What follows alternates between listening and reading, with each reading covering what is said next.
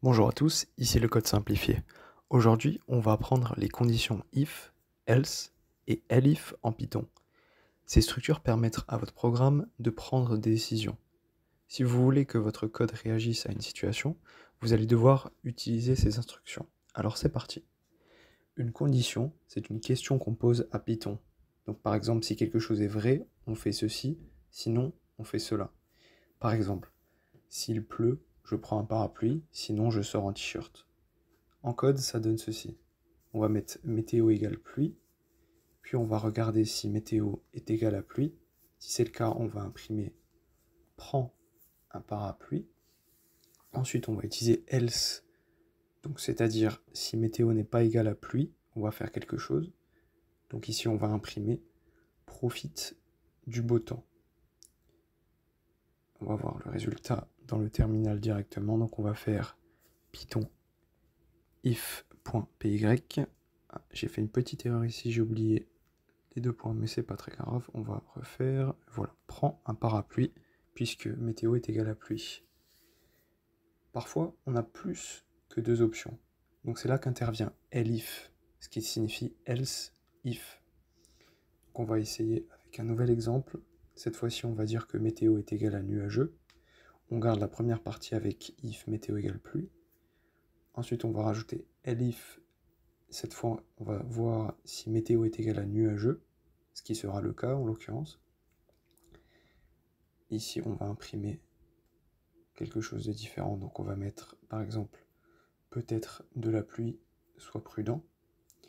Et ensuite, on va mettre un else, on va imprimer bonne journée.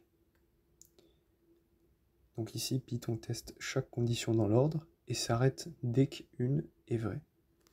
Donc on va voir le résultat directement dans le terminal. Peut-être de la pluie, sois prudent, puisque, comme on a vu, météo est égal à nuageux, effectivement.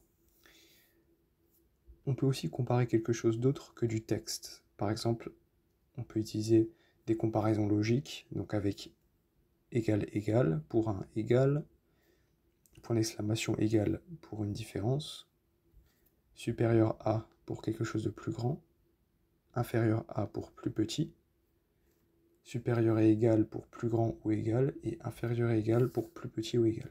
Voyons un exemple.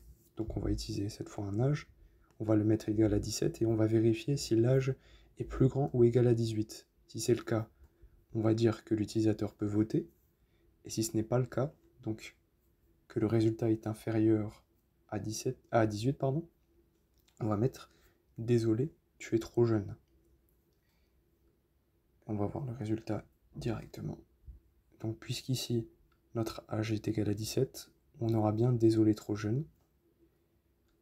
En Python, l'indentation est aussi obligatoire. Donc chaque bloc de code, après un if, else, elif, doit être indenté. Sinon le programme va planter. Donc ce qui est recommandé, c'est 4 espaces. Ou alors on appuie une fois sur le bouton tab du clavier, donc pour un bloc. Voici un petit exemple enfin pour s'entraîner. Donc on va faire nombre égale int input. Donc on va demander à l'utilisateur d'entrer un nombre. Et ensuite, on va vérifier si ce nombre ou ce chiffre est pair ou impair. Donc on va faire nombre pourcentage 2 égale 0, c'est-à-dire ce qui restera de la division du nombre est 2. Si c'est égal à 0, on imprimera que le nombre est pair, sinon le nombre impair. N'hésitez pas à essayer ceci chez vous pour voir les résultats selon le nombre que vous entrez dans le terminal. Donc pour résumer, if teste une condition, else gère le cas contraire, elif ajoute d'autres possibilités, et on peut comparer du texte ou même des nombres.